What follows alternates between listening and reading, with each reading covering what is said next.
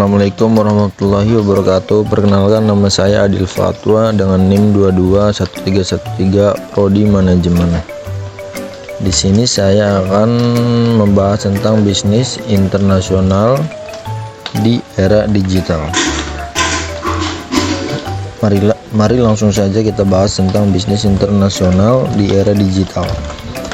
Bisnis internasional di era digital adalah aktivitas perdagangan, investasi, atau kerjasama ekonomi yang dilakukan antara perusahaan dari berbagai negara dengan memanfaatkan teknologi digital.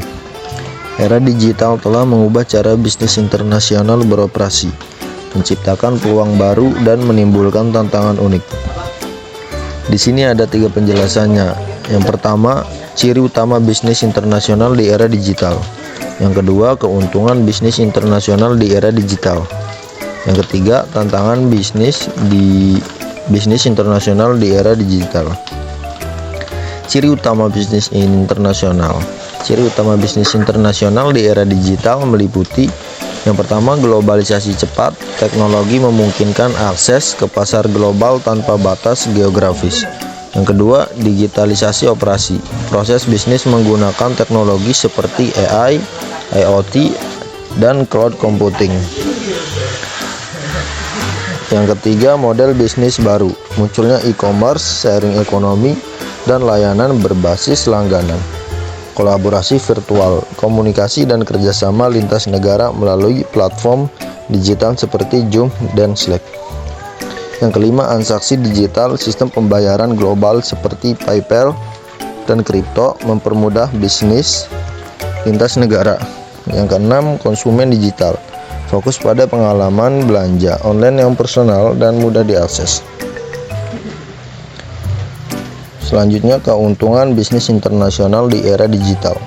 Keuntungan bisnis internasional di era digital meliputi: yang pertama, akses pasar global. Teknologi memungkinkan perusahaan menjangkau konsumen di seluruh dunia tanpa batas fisik. Yang kedua, efisiensi operasional. Digitalisasi mengurangi biaya pemasaran, distribusi, dan komunikasi. Yang ketiga, inovasi produk. Teknologi mendorong diversifikasi dan personalisasi produk sesuai kebutuhan pasar lokal. Yang keempat, peningkatan skala. Bisnis dapat dengan mudah memperluas operasi tanpa investasi besar di infrastruktur fisik. Yang kelima, kemudahan transaksi.